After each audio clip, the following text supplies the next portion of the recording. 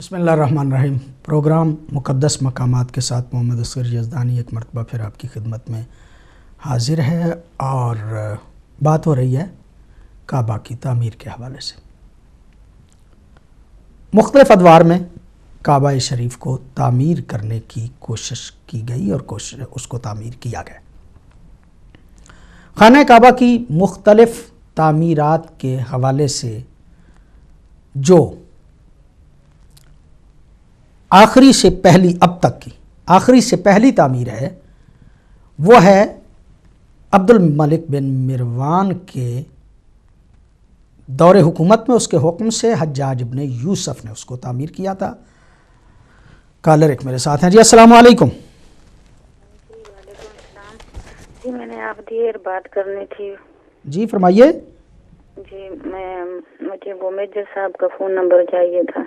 جی آپ دوبارہ کال کیجئے دوسرے نمبر پہ، انشاءاللہ میجر صاحب جو ہیں ان کا نمبر آپ کریں 51 کی جگہ پہ 48 لگا کے اگر آپ کال کریں تو میجر صاحب آپ کی کال ریسیو کر لیں گے۔ بڑی نوازش، بڑی مہربانی۔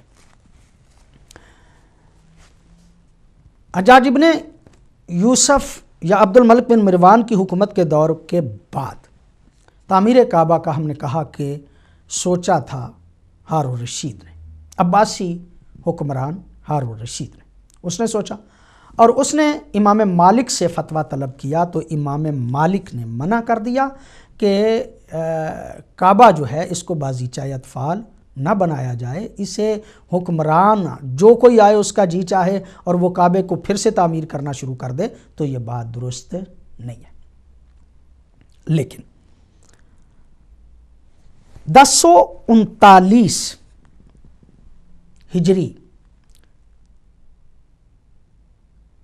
19 شعبان المعظم عثمانی دور حکومت، اور عثمانی دور حکومت میں خاقان سلطان مراد خان صاحب یہ عثمانی حکمران تھے۔ انہوں نے بیت اللہ کو پھر سے ایک مرتبہ تعمیر کیا۔ کیوں؟ وجہ کیا تھی؟ چونکہ یہ دور گویا 11ویں ہجری کا ہے اور 11ویں ہجری کی معلومات ذرا وسعت سے ہم تک پہنچی ہیں۔ محققین نے اس کے دن بھی نقل کیے ہیں، تاریخیں بھی نقل کی ہیں، اور کس کس تاریخ میں کیا کیا ہوا اور پھر کس طرح سے تعمیر کعبہ جو ہے وہ ہوئی اور کیا کیا واقعات ہوئے، اس کو ذرا تفصیل کے ساتھ بیان کیا گیا ہے۔ بدھ کے دن 19 شعبان المعظم 1039 ہجری کو بہت موسلادھار بارش ہوئی، اور وہ بارش بھی کچھ اس انداز سے کہ اس میں اولے بھی تھے، اور اتنی بارش ہوئی کہ اس نے مکے میں تباہی مچا دی، اور اس کا نتیجہ یہ ہوا کہ پانی چھتوں تک پہنچ گیا۔ کعبہ شریف میں بھی ایسے ہی ہوا کہ کعبہ شریف میں پانی اس قدر بھر گیا کہ پانی جو ہے وہ چھتوں تک پہنچ گیا۔ وہ اس طرح کی بارش تھی اور اس قدر پانی آ گیا، اور یہ گویا سیلابی کیفیت جو ہے وہ ہو گئی، گھر جو ہیں وہ منہدم ہو گئے، اور اس سیلاب میں خانہ کعبہ جو ہے وہ بھی منہدم ہو گیا۔ بعض دیواریں جو ہیں وہ زمین بوس ہو گئیں، تو اس وجہ سے سلطان موصوف نے بیت اللہ کی تعمیر کو ناگزیر سمجھا۔ 19 شعبان المعظم بروز بدھ 2 بجے صبح یہ ٹائم تھا بارش کا۔ چونکہ ہم نے کہا کہ اس کی تفصیلات جو ہیں وہ ذرا زیادہ پہنچی ہیں محققین کے پاس، اور بارش کا وہ سلسلہ ایسا غیر متناہی تھا کہ جو عصر اور ظہر کے درمیان اور شدت اختیار کر گیا، یعنی صبح سے شروع ہوا اور عصر اور ظہر کے درمیان اور زیادہ اس میں شدت آ گئی، اور اولے بھی پڑنے لگے۔ طوفان بعد و بارہ جمعرات یعنی 20 شعبان کو بھی جاری رہا۔ بارش کی شدت کے باعث بدھ کی شام کو ہی تباہ کن سیلاب آ گیا تھا، جو اس قدر ہولناک تھا کہ ماضی میں اس کی مثال نہیں ملتی۔ حرم شریف میں سمندر کا سما تھا، باب کعبہ سے پانی اندر داخل ہو کر دیواروں کے نصف تک پہنچ چکا تھا۔ حرم میں پانی اس قدر بلند تھا کہ چھت میں آویزاں قندیلیں جو ہیں ان تک پہنچ گیا تھا، اور سیلاب کا پانی لوگوں کے مکانات میں داخل ہو گیا اور بہت سی اشیاء اور سامان بہہ کر مسفلہ کی جانب چلا گیا۔ اس قیامت خیز بارش اور سیلاب میں ہزاروں قیمتی جانیں بھی تلف ہو گئیں۔ سیلاب رات بھر حرم میں ٹھاٹھیں مارتا رہا۔ علامہ حسین عبداللہ نے لکھا ہے کہ ماتا خلق کثیر من کبیر و صغیر و جلیل و حقیر۔ وہ ایسا سیلاب تھا کہ جس سیلاب میں بہت زیادہ لوگ جو ہیں وہ مارے گئے۔ ان مارے جانے والوں میں بڑے بھی تھے، چھوٹے بھی تھے، حقیر و جلیل، ہر قسم کے لوگ جو ہیں وہ موجود تھے۔ کالر ایک میرے ساتھ ہیں جی، السلام علیکم۔ وعلیکم السلام سرکار، کیسے مزاج ہیں حضور کے؟ جناب علی ڈاکٹر صاحب، الحمدللہ۔ آپ کو پہلے تعزیت ان کے جناب فاطمہ زہرا سلام اللہ علیہ کی شہادت کی دیتا ہوں، پوری ہدایت ٹیم کو، امت مسلمہ کو۔ اور ابھی آپ نے ماشاءاللہ بیان بہت اچھا فرمایا ہے، تو میرے ذہن میں ایک سوال اسی وقت پیدا ہوا کہ اس میں کعبہ کی حرمت کو پامال کرنے میں بنی امیہ کا کیا اتنا حصہ تھا اور کیا ہاتھ تھا؟ اس میں کچھ اگر روشنی ڈال سکے کہ ان کی کوئی ذمہ داری ہے یا یہ کچھ اور کرے؟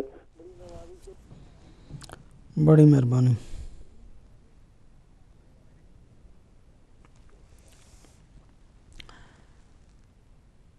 عثمانی دور حکومت میں سلطان مراد علی خان صاحب نے جب کعبہ شریف کی دیواریں منہدم ہو گئیں تو پھر ایک انتہائی بہتر طریقے سے بڑے اچھے معمار منگوا کر، بڑی اچھی جو ہیں وہ انہی جگہوں سے جو ہیں وہ پتھر منگوا کر کعبے کو دوبارہ تعمیر کیا گیا۔ 19 شعبان المعظم 1039 ہجری کی یہ بات ہے۔ 2 ذی الحج 1040 ہجری یعنی 39، آپ تصور کریں کہ شعبان، پھر رمضان، پھر شوال، پھر ذیقعد، پھر ذی الحج، پھر محرم، یہ جو ہے وہ سلسلہ آگے اسی طرح سے بڑھتا رہا۔ تقریباً 6.5 ماہ، چونکہ 2 ذی الحج، شعبان، رمضان، شوال، ذیقعد اور ذی الحج، تقریباً ذی الحج 2 ذی الحج 1040 ہجری جو ہے اس میں تقریباً 6.5 ماہ کی شبانہ روز جد و جہد کے بعد کعبہ شریف کی تعمیر پایۂ تکمیل کو پہنچی، اور اس بات کو نقل کیا گیا ہے تاریخ کعبہ میں۔ عنوان اس کا سلطان میں مراد علی خان ہے، اور تاریخ القویم میں بھی جلد نمبر 3 کے عنوان تعمیر سلطان مراد خان میں اس بات کو نقل کیا گیا ہے۔ علامہ طاہر لکھتے ہیں کہ سلطان موصوف کی تعمیر کے لیے کعبہ شریف کی دیواروں کو بنیادوں تک نہیں گرایا گیا۔ جب سلطان مراد علی خان نے اس کو تعمیر کیا تو بنیادوں تک نہیں اس کو گرایا گیا، بلکہ کچھ اوپر ہی سے تعمیر شروع کر دی گئی تاکہ بنیادوں میں کمی بیشی کا احتمال ہی نہ رہے۔ وہ یہ چاہتے تھے کہ اس کو تعمیر بھی کر دیا جائے، اور تعمیر اس انداز سے کیا جائے کہ کہیں یہ بھی خیال نہ ہو کہ ہم نے اس کی حدود اربع جو ہے اس کو بدل دیا۔ نہیں، انہی جگہوں سے یعنی بنیادیں وہی رکھی گئیں اور انہی بنیادوں پر سے اس کو اوپر اٹھا لیا گیا۔ علاوہ یہ تعمیر حجاج ابن یوسف کی تعمیر سے پوری طرح مطابقت رکھتی تھی، اس میں کمی یا زیادتی نہیں کی گئی۔ حجاج بن یوسف کی تعمیر کے 966 سال بعد سلطان مراد علی خان نے سیلاب کی وجہ سے کعبہ شریف منہدم ہو جانے کے باعث تعمیر کیا تھا۔ یہ آخری تعمیر ہے کہ جو عثمانی دور حکومت میں ہوئی، اور مراد علی خان، سلطان مراد علی خان نے اس کو تعمیر کیا تھا۔ یہ تعمیر بھی حجاج ابن یوسف والی تعمیر کے عین مطابق ہے۔ کالر ایک میرے ساتھ ہیں جی، السلام علیکم۔ السلام علیکم. علیکم السلام. کون بھائی کہاں سے جی؟ ہاشمی بول رہا ہوں جی پیرس سے. جی ہاشمی صاحب. ہاشمی بول رہا ہوں جی پیرس سے. جی فرمائیے ہاشمی صاحب. جی گزارش یہ ہے کہ ابھی میں سن رہا ہوں حضرت جی فرما رہے ہیں، میں صرف یہ پوچھنا چاہتا ہوں کہ جب بنی امیہ کے لوگوں نے کعبۃ اللہ کی تعمیر دوبارہ کی، آیا کہ اس وقت طواف ہوتے رہتے تھے؟ جب پانی اندر آ گیا ترکوں کے وقت میں تو پھر بھی طواف ہوتا تھا، یا اس وقت ڈیورنگ بلڈ جب بن رہی تھی تو طواف رک جاتے تھے یا ہوتے تھے؟ کائنڈلی. بڑی مہربانی، بڑی نوازش، شکریہ. بہت اچھا سوال ہے اور ہاشمی صاحب انشاءاللہ ہم جواب دیں گے. کالر شاید ایک اور ہمارے ساتھ ہیں. السلام علیکم. السلام علیکم.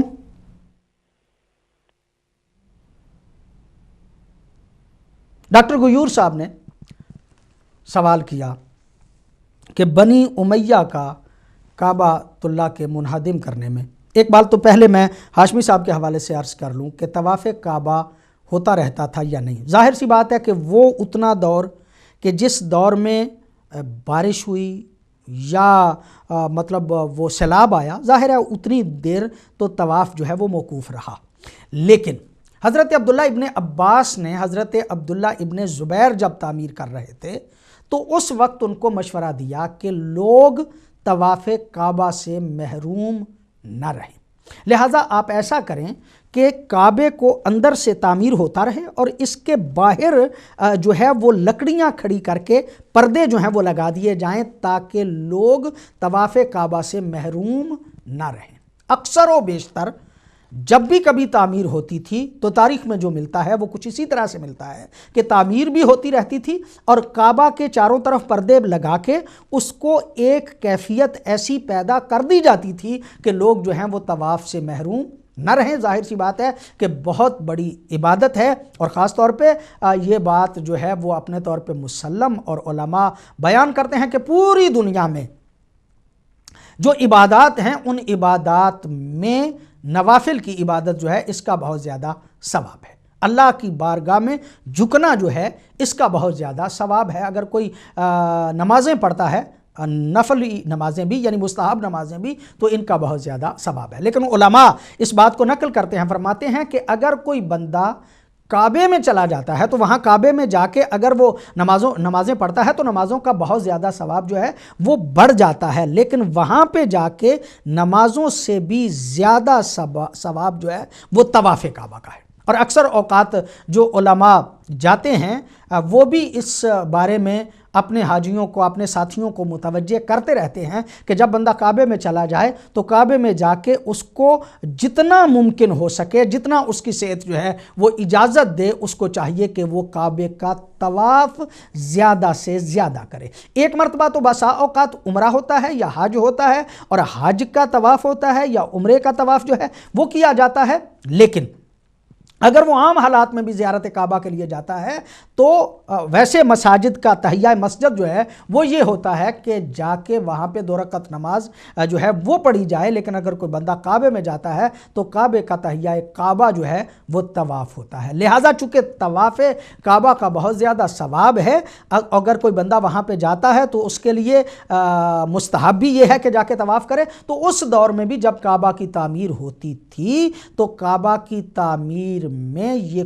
کوشش کی جاتی تھی کہ بندوں کو اس طواف سے محروم نہ رکھا جائے، بلکہ ان کے لیے جو ہے وہ حضرت عبداللہ ابن عباس کے اس مشورے کے مطابق جو ہے وہ لکڑیاں کھڑی کر کے ایک کعبے کی کیفیت جو ہے وہ پیدا کر دی جاتی تھی تاکہ لوگ طواف کعبہ سے محروم نہ رہیں. ہاشمی صاحب آپ کے سوال، البتہ یہ بات بھی اپنے طور پہ طے کہ وہ دور کہ جس دور میں فرض کریں کہ منجنیکوں کے ساتھ جو ہے وہ پتھر برسائے جا رہے ہوں اور لڑائی جو ہے وہ جاری ہو تو اس وقت بھی طواف جو ہے وہ موقوف تھا. اور وہ وقت کہ جس وقت سیلاب آیا اور سیلاب پورا ایک دن جو ہے وہ جاری رہا اور پھر پانی کھڑا رہا تو ظاہر ہے کہ اس وقت بھی طواف جو ہے وہ موقوف رہا تھا. ڈاکٹر غیور صاحب کی کال تھی اور ڈاکٹر غیور صاحب یہ فرما رہے تھے کہ بنی امیہ کا کعبے کے منہدم کرنے میں کتنا حصہ تھا. اس بات کو ہم نے پہلے بھی عرض کیا، آج بھی دوبارہ اس حوالے سے آپ کی خدمت عالیہ میں عرض کرنا چاہ رہے ہیں کہ یہ ایک فرق ہے خاندان طہارت کے کردار کا اور باقی صحابہ کرام رضوان اللہ علیہم کی اولاد کے کردار کا۔ حضرت سید الشہداء امام حسین علیہ السلام کربلا جانے سے پہلے تشریف لے گئے مکے میں، اور جب ایام حج ہوئے تو یہ بات کہی جاتی ہے کہ سرکار سید الشہداء نے احرام حج باندھا۔ یزید یعنی بنی امیہ کا یہ کردار پوری دنیا پہ واضح ہے، یزید کا کردار۔ یزید نے کچھ اپنے سپاہی قاتلوں کی شکل میں بھیج دیے تھے کہ وہ طواف کعبہ کرتے ہی سید الشہداء کو شہید کر دیں، اور اس بات کا جب پتہ چلا سید الشہداء کو تو سید الشہداء نے اپنا وہ طواف وہ احرام حج جو ہے اس کو احرام عمرہ میں تبدیل کیا، اس لیے کہ حرمت کعبہ قائم رہے۔ کالر ایک میرے ساتھ ہیں جی، السلام علیکم۔ وعلیکم السلام، میرا نام احسن خان ہے، میں یو ایس اے کیلیفورنیا سے فون کر رہا ہوں۔ میرا حج کے متعلق ایک سوال تھا۔ جی فرمائیے۔ جیسے کہ آپ جانتے ہیں کہ ویسٹ میں مکان خریدنے سے پہلے آدمی مارگیج لیتا ہے، تو میں نے مارگیج لے کر مکان خریدا اور میرے پر مارگیج کا قرضہ ہے، تو کیا اس شکل میں بھی میں کیا حج کر سکتا ہوں؟ شکریہ۔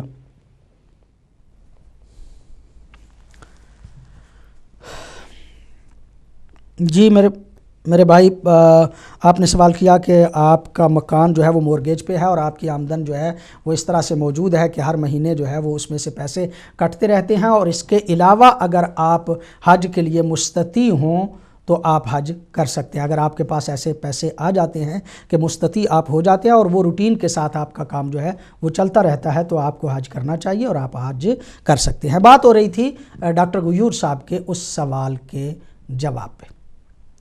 سید الشہداء کا کردار یہ ہے کہ حرمت کعبہ قائم رہے۔ انہوں نے احرام حج کو احرام عمرہ میں تبدیل کر دیا، اس لیے کہ اگر کعبہ کے طواف کے دوران مجھے بدبخت قتل کر دیتے ہیں تو حرمت کعبہ قائم نہیں رہے گی، یعنی وہ حج چھوڑ دیتے ہیں حرمت کعبہ کی وجہ سے، کعبے کے احترام کی وجہ سے۔ جبکہ دوسری طرف یہ ہے کہ جب عبداللہ ابن زبیر، یہ بات بھی اپنے طور پر مسلم ہے کہ یہ حضرت عبداللہ ابن زبیر وہی تھے کہ جب ان سے یزید کی بیعت کا سوال کیا گیا۔ جب سید الشہداء حضرت امام حسین علیہ السلام سے یزید نے بیعت کا سوال کیا مدینے میں، تو اس وقت یہ حضرت بھی مدینے میں موجود تھے، اور وہ لوگ کہ جن کے لیے پیغام تھا کہ ان سے بیعت لی جائے، ان میں عبداللہ ابن زبیر بھی تھے۔ بار بار جب قاصد آیا تو عبداللہ ابن زبیر نے سید الشہداء حضرت امام حسین سے پوچھا کہ یہ قاصد کیوں آ رہا ہے؟ کہا میرا خیال یہ ہے کہ امیر شام کا انتقال ہو گیا ہے، یزید تخت پہ بیٹھ گیا ہے اور ہمیں بیعت کے لیے بلایا جا رہا ہے۔ جناب عبداللہ ابن زبیر نے مشورہ دیا سید الشہداء کو کہ آپ رات کے اندھیرے میں مدینہ چھوڑ کے مکے چلے جائیں یا کسی اور جگہ پہ چلے جائیں۔ سید الشہداء نے فرمایا کہ نہیں، رات کے اندھیرے میں اس طرح سے سفر چھوڑ کے، اس طرح سے یہ مدینہ چھوڑ کے میں جانے والا نہیں، ہم تو دن کے اجالے میں جائیں گے اور پورے ڈنکے کی چوٹ پہ جائیں گے۔ تھوڑی دیر کے بعد جناب عبداللہ ابن زبیر کو بھی پیغام آ گیا، تو جناب عبداللہ ابن زبیر رات کے اندھیرے میں مدینہ چھوڑ کے مکے چلے گئے، چھپتے چھپاتے، راہ بھی وہ چھوڑ دیا، سیدھا راستہ چھوڑ دیا، اور چھپتے چھپاتے مکے تک پہنچ گئے۔ اور جب مکے پہنچ گئے تو وہاں پہ اپنی حکمرانی کے لیے سوچتے رہے اور مختلف ملاقاتیں کرتے رہے۔ سید الشہداء حضرت امام حسین علیہ السلام بھی بعد میں جب مکہ پہنچے تو آپ سے بھی وہ مشورے کرتے رہے، باتیں چلتی رہیں، آپ یہیں پہ رہیں، آپ نہ جائیں، وہاں پہ یہ خطرہ ہے، یہ خطرہ ہے، یہ خطرہ ہے، لیکن کھل کے سامنے نہیں آئے عبداللہ ابن زبیر۔ جب واقعہ کربلا ہوا تو واقعہ کربلا کے بعد صحابہ کرام رضوان اللہ علیہم کی اولادوں میں جرت ہوئی، ان میں ایک حوصلہ بڑھا۔ غسیل الملائکہ جناب حنظلہ کا بیٹا عبداللہ، اس نے بھی یزید کی بیعت کو توڑ دیا اپنے ساتھیوں سمیت مدینے والوں، اور مکہ میں عبداللہ ابن زبیر نے اپنی حکومت قائم کر لی۔ یہ صحابہ کرام رضوان اللہ علیہم کی اولادوں میں یہ قوت اور یہ جرت اور یہ حوصلہ پیدا ہونا یہ صدقہ ہے کربلا کا۔ عبداللہ ابن زبیر حکمران بن گئے، اور جب حکمران بن گئے تو اس کے بعد ان کو دبانے کے لیے دو طرف سے یزید کے کارناموں میں سے یہ بھی ہے ایک سید الشہداء اور واقعہ کربلا تو ہوا سو ہوا، اس کے علاوہ مدینے میں جو کچھ ہوا واقعہ حرہ کے عنوان سے آج تک تاریخ میں موجود ہے، وہ ایک علیحدہ سے مسئلہ ہے، ہم اس کو اس وقت نہیں چھیڑ رہے۔ مدینے میں صحابہ کرام رضوان اللہ علیہم کی اولادوں کو قتل کیا گیا، وہاں پہ ظلم و زیادتی کی گئی، مسجد نبوی میں گھوڑے بدوائے گئے، اور ان لوگوں کو قتل کر کے وہاں پہ اپنی حکومت قائم کر کے مصرف یعنی مسلم ابن عقبہ بڑا ہے مکے کی طرف، اور پھر راستے میں وہ واصل جہنم ہوا تو سربراہی جو ہے وہ آگئی حسین ابن نمیر میں، اور حسین ابن نمیر نے جا کے عبداللہ ابن زبیر کے خلاف جب اعلان جنگ کیا تو انہوں نے پناہ لے لی کعبے میں، کعبے کو گویا ڈھال کے طور پہ استعمال کیا۔ جب وہ کعبے کے ارد گرد انہوں نے اپنے خیمے لگا لیے تو حسین بن نمیر نے بھی یہ سمجھا کہ ان کو زیر کرنے کے لیے اب کعبے کی بھی پرواہ نہیں کی جائے گی۔ جب لے ابو قبیس پہ لگا دی گئیں منجنیقیں، اور ان منجنیقوں کے ذریعے سے اس قدر پتھر برسائے گئے کہ جہاں عبداللہ ابن زبیر کی فوج کو بھی زخم پہنچا، بہت زیادہ نقصان پہنچا، وہاں کعبہ کی بنیادیں بھی اور کعبے کی دیواریں جو ہیں وہ بھی منہدم ہوئی۔ روایات کے لفظ یہ ہیں کہ خانہ کعبہ کا پردہ اس طرح اڑ رہا تھا ٹکڑے ہو کے کہ جیسے کوئی کپڑا جو ہے کسی کا وہ جو ہے وہ اڑ رہا ہو۔ اصلی الفاظ کو میں چھوڑ رہا ہوں، یہ انداز تھا۔ آگ لگ گئی، قصور کس کا ہے؟ جب یہ طے کرنے کے لیے مورخ بیٹھے، ظاہر ہے کعبہ تھا، کعبہ کے حوالے سے کوئی ذمہ داری لینے کے لیے تیار نہیں ہے۔ آج تک یہ فیصلہ کرنے میں لوگ کامیاب نہیں ہو پائے، اور آج تک یہ بحث جو ہے وہ جاری ہے کہ کعبے کی یہ حالت بنی امیہ کے کھاتے میں ڈالی جائے یا عبداللہ ابن زبیر کے کھاتے میں ڈالی جائے، اس لیے کہ عبداللہ ابن زبیر بھی اگر کسی اور جگہ پہ ان کا مقابلہ کرتے تو ممکن ہے کہ کعبہ ان کی دست برد سے محفوظ ہو جاتا، کعبہ جو ہے وہ منہدم ہونے سے بچ جاتا۔ یہ صحیح ہے کہ بعد میں بڑے اچھے انداز سے جناب عبداللہ ابن زبیر نے اس کی تعمیر کی، اور پھر وہ تعمیر تو ہم نے عرض کیا کہ حجاج بن یوسف نے بھی کی، لیکن اس وقت اپنی دشمنی میں اگرچہ دونوں کا ہدف اور مقصد کعبہ نہیں تھا، کعبے کو نقصان پہنچانا نہ ہدف ان کا تھا نہ ہدف ان کا تھا، ایک نے اس کو ڈھال کے طور پہ استعمال کیا اور دوسروں نے اس کی پرواہ نہ کی، اور جب پرواہ نہیں کی تو حالت یہ ہوئی کہ کعبہ جب بعد میں بات آئی تو عبداللہ ابن زبیر کے ساتھی کہتے تھے ان کی وجہ سے کعبہ کا یہ حال ہوا ہے، اور وہ یہ کہتے تھے کہ ہم نے کعبے کو آگ نہیں لگائی، بلکہ عبداللہ ابن زبیر کے ساتھیوں میں سے کسی شخص نے اپنے خیمے میں آگ جلائی اور اس آگ کے چنگاریاں جو ہیں وہ اڑ کے کعبے کے پردے پہ پڑی اور اس وجہ سے آگ لگی۔ یعنی آگ کس کی وجہ سے لگی یہ فیصلہ جو ہے وہ ابھی تک کرنا تاریخ میں بہت مشکل ہوا ہے۔ ایک بات تو طے ہے کہ کعبے کی حرمت کا دونوں طرف سے خیال نہیں کیا گیا، دشمنی ذاتی تھی، اور اس ذاتی دشمنی میں مقصد حکمرانی تھا، مقصد اقتدار تھا، اور اس اقتدار کے حصول کے لیے کعبے کی حرمت کا خیال نہیں رکھا گیا۔ یہی فرق ہے اہل بیت رسول اور باقی لوگوں میں۔ اہل بیت رسول اپنی جان تو دے سکتے ہیں لیکن نہ قرآن پہ حرف آنے دینا چاہتے ہیں، ना दीन पे हरफ आने देना चाहते हैं, और बाकी लोग इक्तिदार की खातिर क्या कुछ कर गुजरते हैं। कॉलर एक मेरे साथ हैं। अस्सलाम वालेकुम। सरकार, दोबारा हाजिर हुआ हूँ। जल्दी से एक क्वेश्चन, अभी आपके डिस्कशन से मेरे जहन में सवाल आया कि ये जहाँ तक सवाल है, हजरत इमाम हुसैन अलैहिस्सलाम ने अपना हज का बदल के उससे चले गए, उसको किया, तो क्या जितने भी ये सहाबा इकराम रिज़वानुल्लाह अलैहिम उस जमाने में मौजूद थे, उन लोगों ने कोई मशवरा नहीं दिया? उन्होंने खामोशी क्यों इख्तियार कर ली और उन अपोजिट फोर्सेस को क्यों नहीं मजबूर किया कि भाई ये गलत काम हो रहा है? ये मुझे समझ में नहीं आ रहा है, जरा इस पे रोशनी डाल दीजिएगा। मेरे ख्याल है बड़ी मेहरबानी डॉक्टर गयूर साहब, वक्त मेरे पास ख़त्म हो गया और मैं ज़्यादा बहस नहीं कर सकता। वो सिर्फ़ और सिर्फ हर तरफ इक़्तिदार था उस दौर में, वो भी इक़्तिदार चाहते थे और ये भी इक़्तिदार छोड़ना नहीं चाहते थे। मैंने अर्ज़ किया कि ये काश काबे को ढाल ना बनाते, और काश वो भी अगर वो काबे में चले गए थे तो काबे का पास रखते हुए उनको उस वक्त कुछ ना कहते, बाद में कुछ कर लेते, लेकिन दोनों तरफ से इस बात का ख्याल नहीं रखा गया, और बाकी लोग जो हैं वो उस वक्त इनको मशवरा देने की पोजीशन में थे या नहीं थे, ये भी एक सवालिया निशान है। यकीनन किसी प्रोग्राम में इस पे हम बहस करेंगे। ख़ानदान तहारत हमेशा दीन की हिफाजत की खातिर, दीन के तहफ़्फ़ुज़ की खातिर, काबा की हिफाजत की खातिर, काबा के तहफ़्फ़ुज़ की खातिर अपनी जान तो दे सकता है, लेकिन दीन, इस्लाम और काबे और कुरान पे हरफ नहीं आने देते। मोहम्मद असगर यज़दानी को आज के प्रोग्राम से इजाज़त दीजिए। वस्सलामु अलैकुम वरहमतुल्लाहि वबरकातुहू।